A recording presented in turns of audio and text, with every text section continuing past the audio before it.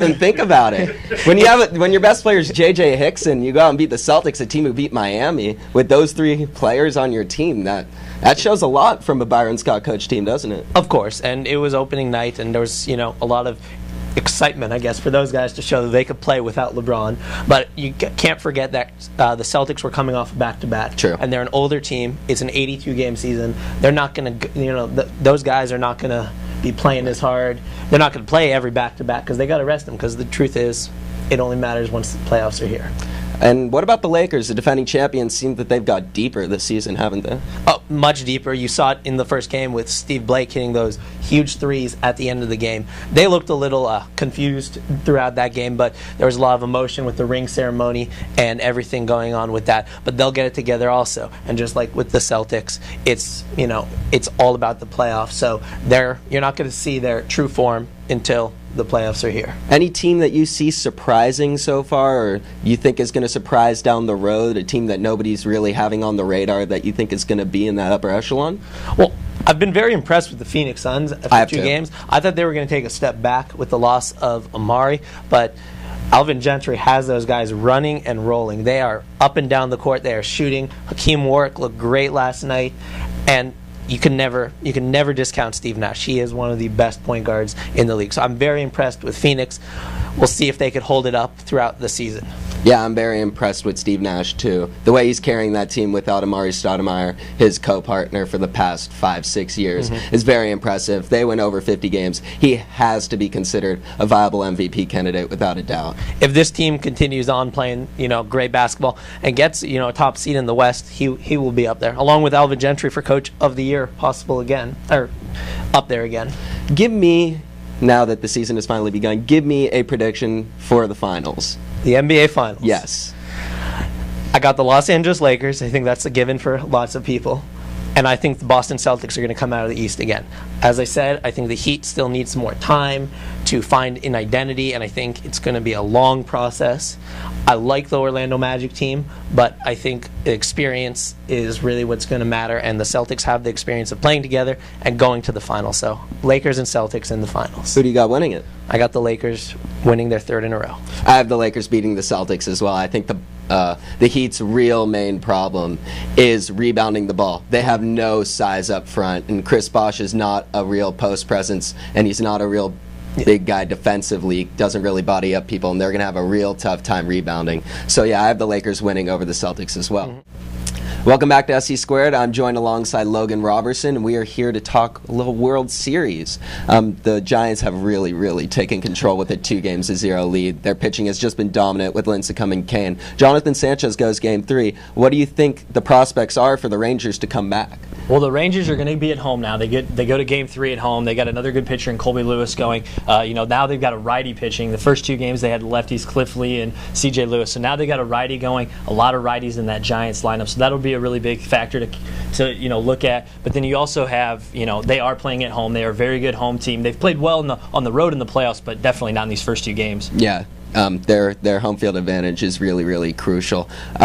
What do you think the Rangers' hitting woes have been? Like, they are 4 for 21 with runners in scoring position. Do you attribute that to the Giants' great pitching or the lack of necessary hitting on the Rangers' part? I think a little bit of both. I mean, you look at a guy like Matt Cain who pitched last night. He hasn't allowed a run in over 20 innings. So that's something. I mean, he's pitching well, and you can't really discount the Rangers hitting as good as they have been all season and all postseason. The Giants have really just stepped up and pitched very well. Their pitchers are hitting their spots, and they're not giving the Rangers a lot to hit with. Right. Do you see Josh Hamilton bouncing back in this World Series? He had such a great championship series, and he's just disappointed so far in the World Series. He's arguably their most important player when it comes to hitting. Yeah, I mean, Josh Hamilton, definitely an MVP-type caliber season that he had. And, he's just really struggled in this postseason, or not in the postseason, but in this World Series. Right. There's not really a lot you can say. That's just how it goes. Whether it was the time off, I don't really think so. I mean, that's just kind of one of those things in baseball. You have a week or so that you're, hot and you're hitting everything in sight, and then you have another week where you're not hitting anything. And I think a lot of that has to do with, it is the World Series, so you're playing against the National League competition. You're not getting you're not seeing pitchers that you've seen a lot. I mean, he'd only faced Tim Lincecum once in his career, and that was in an All-Star game. You can't really base a whole lot of pitching in an All-Star game. So it'll really be interesting to see how he plays at home now. He's got the home stadium, home crowd advantage. So I mean, I don't know what you think.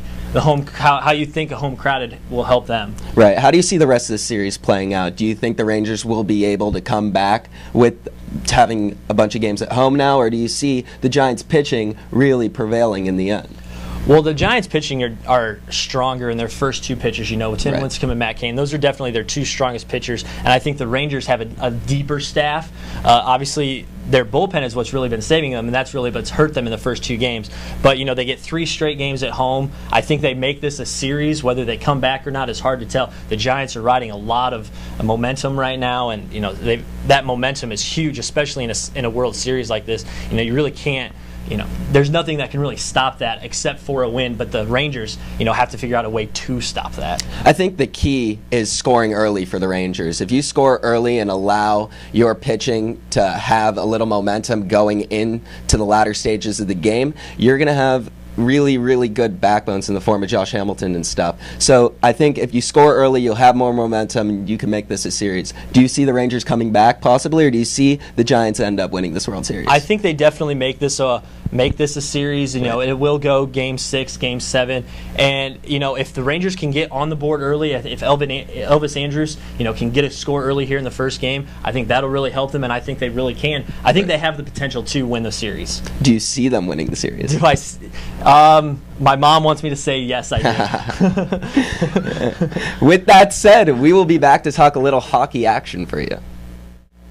I'm now joined alongside Zach Eisenberg to talk a little NHL hockey. The season has actually started, and we have a lot of storylines heading into this season, too. Give me your top 1 or 2 stories heading into this NHL season. The top story has to be the play of the New Jersey Devils. They're 2-7-1 to begin the season, and there's already talk about whether their new head coach, John McClain, will be there for the rest of the season.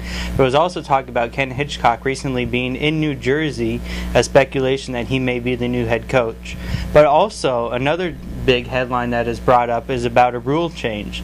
Panthers GM Dale Talon wants the coaches to have a challenge flag similar to the NFL, where they could challenge a goal where it is not reviewable. For instance, the Panthers played the other day against Toronto, and Colton Orr, the Toronto Maple Leafs enforcer, bowled over Panthers goalie Tomas Valkun, and the puck went in the net. And that is not reviewable because there was no question about whether or not it crossed the line. So they feel that this would be very beneficial since the coaches see it differently than the officials sometimes. So I think it would be a very good rule change, and I think it would benefit a lot of teams in the NHL. Give me a couple teams that you see kind of surprising in the NHL ranks, teams that don't necessarily have much talent, but they have so much potential to where they could put it all together this season and surprise a lot of teams. One of the teams is definitely in the Islanders. They've been rebuilding for the past few years, and finally the young kids are starting to shine through. They have significant injuries, whether on the blue line or on the offense, but the young kids are really stepping up and playing well for the team. So that's one team that's very surprising. And then out west, the Phoenix Coyotes really stepped it up last season, especially with the play of Ilya Bryzgalov, the goaltender. So it'll be interesting to see what happens with the Phoenix Coyotes this year and whether or not they could continue playing. Yeah, that Pacific Division definitely has 3 contenders in the National Hockey League. Definitely. When it's all said and done, what teams do you see contending for a title? Are there 3-4 teams that are upper echelon like the NBA, or do you see a lot of teams competing altogether for that championship? I see a lot of teams competing for the Stanley Cup. There's not one team in particular that stands out as the number 1 overall. They're just a bunch of solid teams with solid goaltending, solid defense, and solid forwards that will make this chase for the Stanley Cup great. So when it's all said and done, who do you see holding that Stanley Cup above his head? That's a tough one. The Washington Capitals have a great team led by Alexander Ovechkin, and the Kings have a great team led by Captain Dustin Brown too.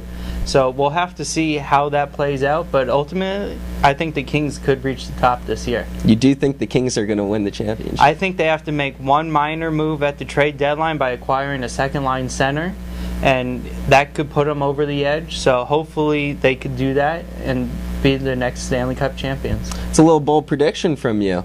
With that said, thanks for tuning in to SE Squared. We will see you next time.